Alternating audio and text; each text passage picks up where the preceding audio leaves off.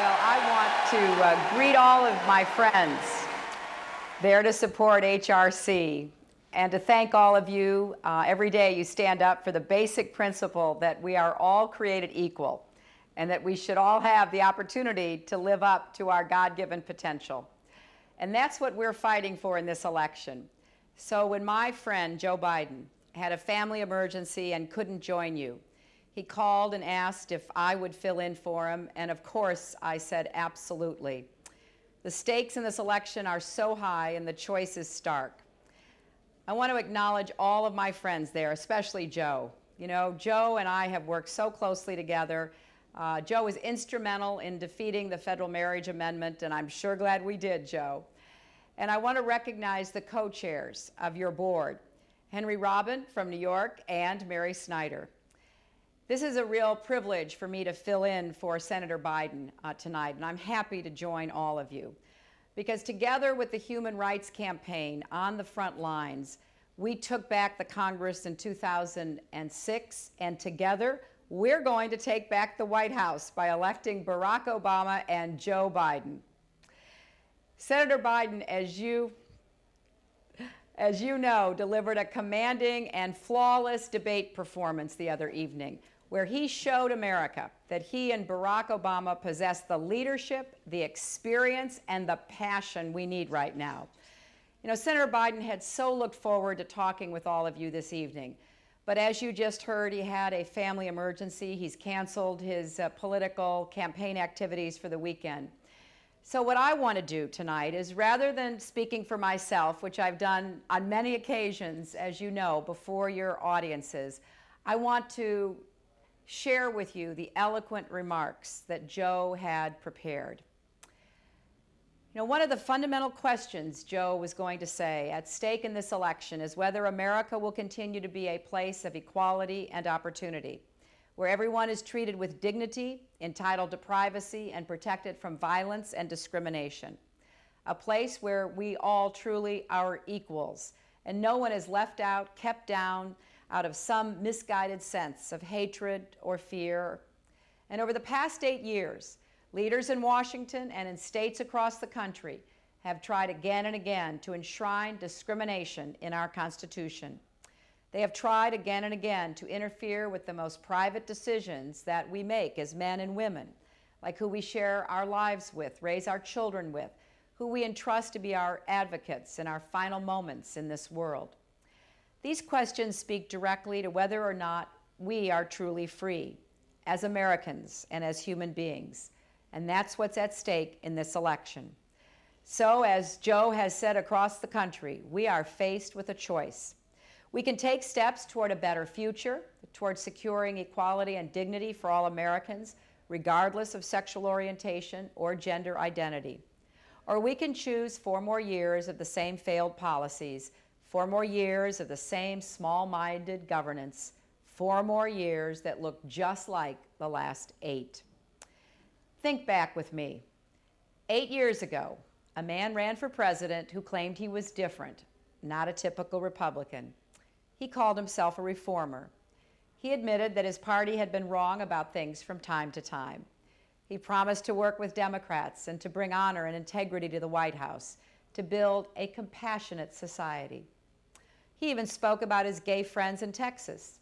He met with a group he called the Austin 12, and he promised moderation in social policies. That candidate was George W. Bush. Remember that? We saw how that story ends. 9 straight months of job losses, nearly 46 million Americans without health insurance, foreclosures skyrocketing and home values tumbling. Average incomes down while the price of everything from gas to groceries is going through the roof. A military stretched thin from 2 wars and multiple deployments. A nation more polarized than Joe has ever seen in his career. And a culture in Washington where the very few wealthy and powerful have a seat at the table and everybody else is on the menu. 8 years later, we have another Republican nominee who's telling us the exact same things. This time, he says it will be different. It really will. This time, he's going to put country before party to change the tone, reach across the aisle, change the Republican Party, and change the way Washington works. And just like the Austin 12, this nominee has a running mate who says she has gay friends. We've seen this movie before, folks, but as everyone knows, the sequel is always worse than the original. On so many of the important issues we face, John McCain is profoundly out of touch. The country has changed. Intolerance has retreated. But John is still stuck in the past. He stands with President Bush against equal benefits and rights for same-sex couples. He actively supports enshrining discrimination in state constitutions. He stands with President Bush against laws that would prohibit the discrimination of LGBT Americans in the workplace. He stands with President Bush against expanding hate crimes laws to protect LGBT Americans. And he stands with President Bush in support of the military's failed don't ask, don't tell policy. John McCain claims to be a different kind of Republican.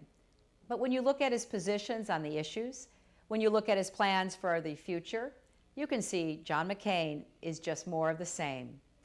He's not a maverick, he's a mimic. Barack Obama is the leader we need to bring the change we need. As a state senator, he worked to amend the Illinois Human Rights Act to prohibit discrimination on the basis of both sexual orientation and gender identity in the workplace, in housing, and in public places. As a United States Senator, he voted to protect our Constitution from the stain of discrimination by voting against the Federal Marriage Amendment. He has supported a complete repeal of the Defense of Marriage Act, positions that are now reflected in a historic Democratic Party platform. Barack Obama has stood in strong opposition to divisive and discriminatory efforts to amend state constitutions, including the efforts currently underway in California, Florida, and Arizona. And he has supported full funding for the Ryan White Care Act and has pledged to implement a national HIV/AIDS strategy to combat the continuing epidemic here in the United States. John McCain has no strategy, none, to confront this domestic epidemic. Barack Obama has spoken out against the stigma surrounding HIV testing, and he's led by example. When he and Michelle took a trip to Africa a few years ago, they both took a public HIV test. He has spoken in churches about the need of congregations to address homophobia that fuels the stigma around this disease. On so many of these issues, Barack has shown leadership, and on many of these issues, we've stood with him. You know, in Joe's role as chairman of the Senate Foreign Relations Committee, he proudly supported the president's emergency plan for AIDS relief to make sure the United States took a leadership role in combating AIDS around the world.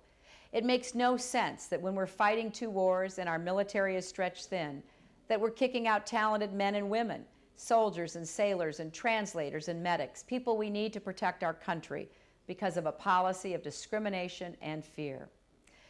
Joe and Barack stand in strong support for domestic partner benefits for gay and lesbian couples. Joe co-sponsored legislation to ban employment discrimination against LGBT Americans. And on October 12th, we remember the brutal murder of Matthew Shepard. And I understand that Judy and Dennis Shepard are there this evening with their son Logan. You know, Joe wanted to say to you, Judy and Dennis, that losing a child is something no parent should ever have to go through. He knows.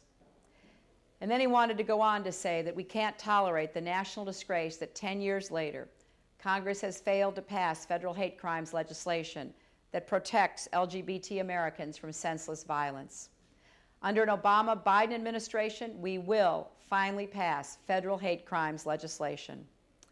On all of these issues, you know that Joe Biden has stood on the side of equality and justice, and that's where Barack stands as well.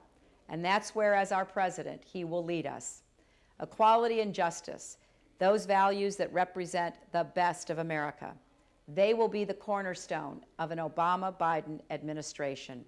An administration that will speak to our hopes instead of our fears, that will appeal, as Lincoln famously said, to the better angels of our nature.